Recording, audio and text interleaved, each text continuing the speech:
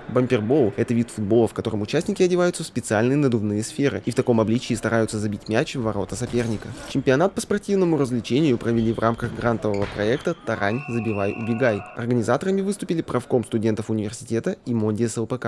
Спорт, прежде всего, он должен быть не только конкурентоспособным, профессиональным и даже в какой-то степени калечащим, но при этом он должен быть в рамках удовольствия и в рамках какой-то оригинальности. Бампербол – это то явление, которого нет в Республике Коми, поэтому такую уникальную возможность мы воплотили, и за это, я считаю, уже большой плюс. Всего в чемпионате участие приняли 6 команд. Русь, Ярая Четверка, Сферы, Фантастические Твари, Фантасмагория и МФК СГУ. Турнир прошел по стандартной футбольной схеме. Групповой этап, полуфинал и финал. Вопреки ожиданиям участников просто повеселиться, их встретило серьезное испытание с сильными соперниками. Я, в принципе, ожидал увидеть девочек, но тут вышли спортсмены, и стало нелегко.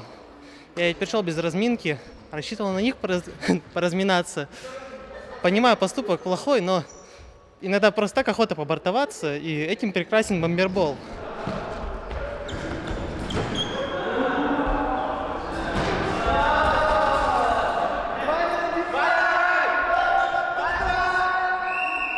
Тут борьба в основном.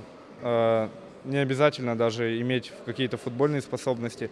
Можно победить просто, если ты очень хорошо борешься и толкаешься в этом шаре. По результатам турнира первое место заняла команда организаторов «Фантасмагория». Второе отошло футбольному клубу университета МФК СГУ. И третье взяли студенты Института истории и права из команды «Сферы». Олег Хохлов, Александр Кочкин, учебное телевидение СГУ.